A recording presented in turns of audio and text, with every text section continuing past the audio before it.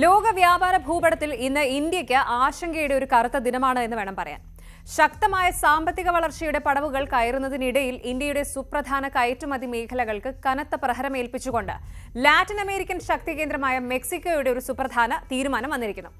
Mexico ഇന്ത്യയിൽ നിന്നുള്ള ഉൽപ്പന്നങ്ങൾക്ക് 50% വരെ താരിഫ്, അതായത് ഇറക്കുമതി തീരുവ ചുമത്താൻ തീരുമാനിച്ചിരിക്കുകയാണ്.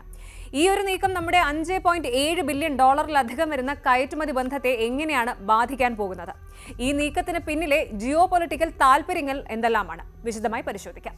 ഡിസംബർ 10 മെക്സിക്കോ സെനറ്റ് പാസാക്കിയ ഈ പുതിയ നിയമപ്രകാരം 2026 ജനുവരി 1 മുതൽ മെക്സിക്കോയുമായി ഒരു ഫ്രീ ട്രേഡ് എഗ്രിമെന്റ് ഇല്ലാത്ത ഏഷ്യൻ രാജ്യങ്ങളിൽ നിന്നുള്ള 1400-ലധികം ഉൽപ്പന്ന വിഭാഗങ്ങൾക്കാണ് 5% മുതൽ 50% വരെ അധിക തീരുവ ചുമത്താൻ പോകുന്നത്. ഇതിൽ ശ്രദ്ധിക്കേണ്ടത് ഇതാണ്: ഏഷ്യൻ രാജ്യങ്ങളെയാണ് അവർ പ്രധാനമായും ലക്ഷ്യമിടുന്നത് എന്നതാണ്. അതിൽ നമ്മളും ചൈനയും ദക്ഷിണ കൊറിയയും തുടങ്ങിയ രാജ്യങ്ങളും ഉൾപ്പെടുന്നുണ്ട്. ഈ ഏഷ്യൻ രാജ്യങ്ങളിൽ നിന്നുള്ള 1400-ലധികം ഉൽപ്പന്ന വിഭാഗങ്ങൾക്കാണ് 5% മുതൽ 50% വരെ താരിഫ് വർദ്ധിപ്പിക്കാൻ അനുമതി നൽകിയിരിക്കുന്നത്.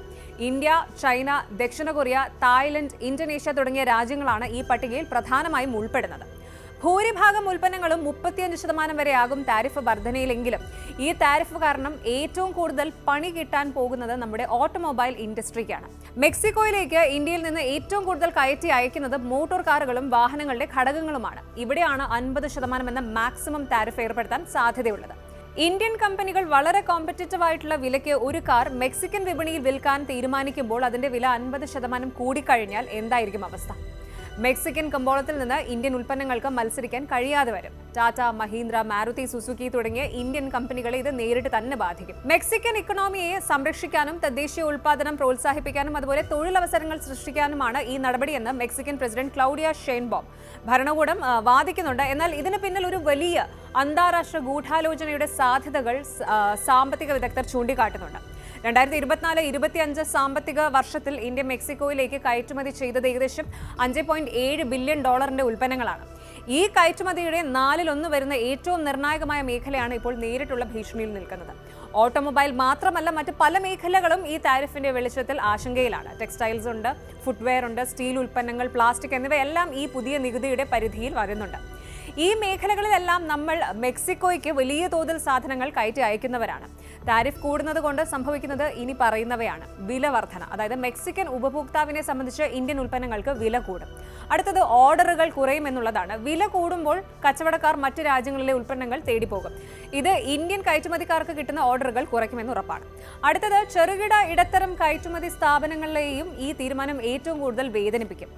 ഇനി ഇതിന് പിന്നിലെ അന്താരാഷ്ട്ര താൽപര്യങ്ങൾ എന്തൊക്കെയാണെന്ന് ഒന്ന് പരിശോധിക്കാം. മെക്സിക്കോയുടെ ഈ നീക്കം ഒറ്റപ്പെട്ടതല്ല, മറിച്ച് വലിയൊരു അന്താരാഷ്ട്ര വ്യാപാര തന്ത്രത്തിന്റെ ഭാഗമായാണ് വിലയിരുത്തപ്പെടുന്നത്.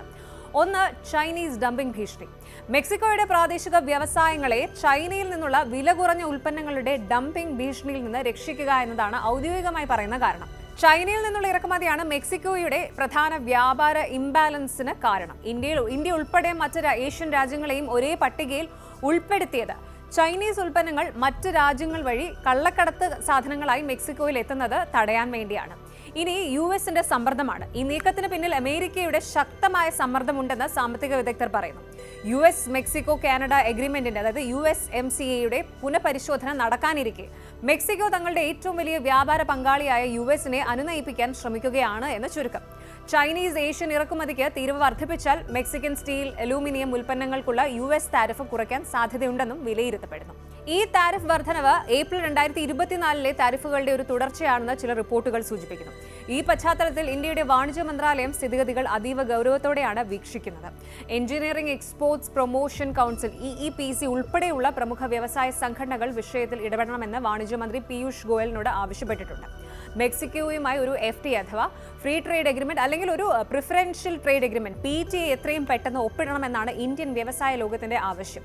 FTA നിലവിൽ വന്നാൽ ഇന്ത്യയുടെ ഉൽപ്പന്നങ്ങൾക്ക് ഈ താരിഫിൽ നിന്ന് ഇളവ് ലഭിക്കുകയും മെക്സിക്കൻ വിപണിയിലെ മത്സരശേഷി നിലനിർത്താൻ സാധിക്കുകയും ചെയ്യും. മെക്സിക്കോയിൽ നേരിടുന്ന ഈ ഒരു വെല്ലുവിളി മറികടക്കാൻ ലാറ്റിൻ അമേരിക്കയിലെ മറ്റ് രാജ്യങ്ങളിലേക്കും അതുപോലെ ആഫ്രിക്കൻ രാജ്യങ്ങളിലേക്കും കയറ്റുമതി വിപണി വ്യാപിപ്പിക്കാനുള്ള ശ്രമങ്ങൾ കേന്ദ്ര സർക്കാർ ഊർജിതമാക്കിയേക്കാം. ചുരുക്കത്തിൽ മെക്സിക്കോയുടെ ഈ ഒരു താരിഫ് ബോംബ് ഇന്ത്യയുടെ കയറ്റുമതി രംഗത്തിന് ടെമ്പററി ആയിട്ടാണെങ്കിലും കനത്ത വെല്ലുവിളിയാണ് ഉയർത്തുന്നത്. എന്നാൽ ഇന്ത്യയുടെ മൊത്തം കയറ്റുമതിയുടെ ഒരു ചെറിയ ശതമാനം മാത്രമാണ് മെക്സിക്കോയിലേക്കുള്ളത് എന്നതിനാൽ മൊത്തത്തിലുള്ള കയറ്റുമതി ചിത്രത്തിന് കാര്യമായ കോട്ടം സംഭവിക്കില്ല. എങ്കിലും ഓട്ടോമൊബൈൽ, സ്റ്റീൽ വ്യവസായങ്ങൾ തീർച്ചയായും വലിയ വില നൽകേണ്ടി വരും. നയതന്ത്ര തലത്തിലെ ഇടപെടലുകളും പുതിയ വ്യാപാര കരാറുകളുമാണ് ഈ പ്രതിസന്ധിയെ മറികടക്കാനുള്ള ഇന്ത്യയുടെ അടുത്ത നീക്കങ്ങൾ.